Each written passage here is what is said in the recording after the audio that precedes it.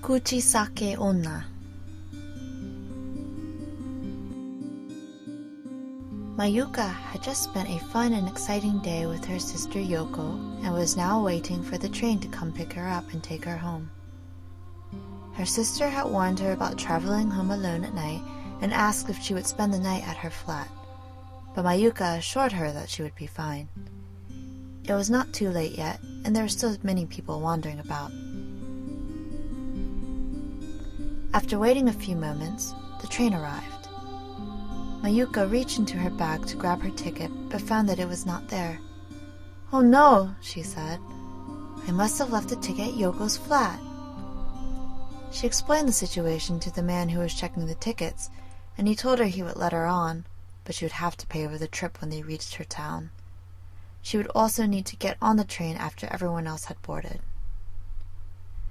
Mayuka waited until the last passenger had boarded the train and then stepped up onto the ramp, only to be stopped by the man. "I am sorry," he said, "but I'm afraid the train is full now. You will have to wait until the next train comes through." "But when will that be?" Mayuka asked. The man looked at his watch. "In about an hour," he said.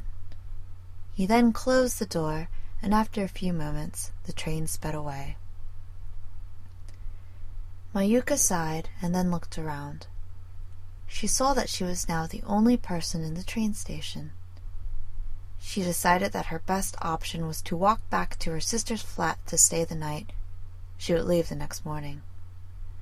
"Yoko is going to be very angry with me," she thought. She walked a few blocks and noticed that she was alone on the street. "It's starting to get late," she thought. "I'd better walk faster." She began to pick up the pace, the only sound being her own footsteps on the sidewalk. As she turned a corner, she almost walked straight into a man who was sitting on the ground wrapped in newspapers.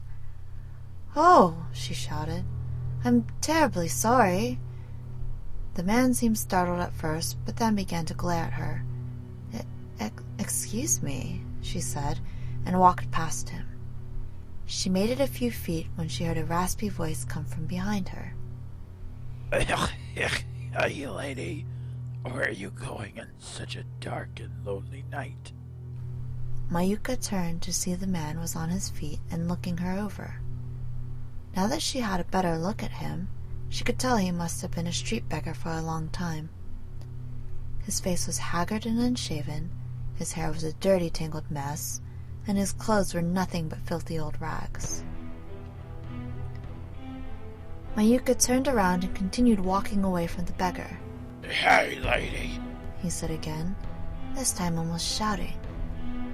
Mayuka began to walk faster, but could hear the beggar following behind her. She started to jog, but as she picked up her pace, so did the beggar.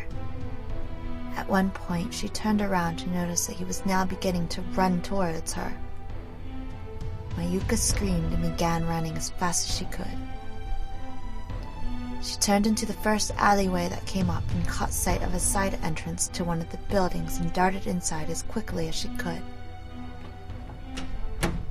The room was pitch black and Mayuka could not see a thing. She opened the door just slightly and noticed that the beggar seemed to be gone. She waited a few moments and then looked again. She did not see him anywhere and assumed that he had run past her. She opened the door a bit more and noticed a light switch on the wall over a sink. She turned it on to discover that she was in a small washroom. Now that the ordeal was over, Mayuka let out a big sigh of relief. She walked over to the sink and began washing the sweat from her face. "Yoko is never going to believe this one," she said to herself while drying her face. When she looked up into the mirror, she saw a terrifying-looking woman standing behind her. Mayuka screamed and turned around, staring face to face with the horrifying-looking woman. For a moment, Mayuka stood shaking, her body too paralyzed with fear to move. The woman stood very tall, with long, haggard hair and old blood-stained clothing hanging from her body. Her eyes showed little intelligence, and she wore a surgical mask over her mouth stained with blood. The woman looked Mayuka over for a moment and then spoke. Am I beautiful? Mayuka was still shaking and unable to reply. The woman came closer to her and stared into her face with animal-like eyes. Mayuka felt sickness coming on and was so afraid and disgusted that she had to hold back from vomiting. The woman then spoke once again. Am I beautiful? Mayuka stood puzzled, but managed to get out a timid-sounding reply. Yes. The woman's eye then changed to an almost sad and confused look. She stared at Mayuka again for several moments, and then suddenly removed the mask from her face. The woman's mouth was split open almost from ear to ear. Her tongue hung from her lips, and her teeth seemed to be stuck in an endless smile.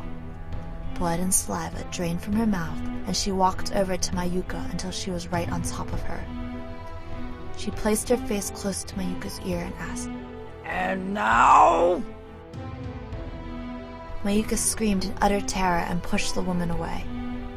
The woman fell back and let out a wailing scream of sadness and distraught. With the woman distracted, Mayuka ran for the door, dropping her bag and belongings all over the washroom floor. She grabbed into the door handle, but before she could open the door, she felt her hair being pulled back into the washroom. Mayuka screamed and screamed, and as she struggled to get the door open and get out, her hand hit the light switch, and the light went out.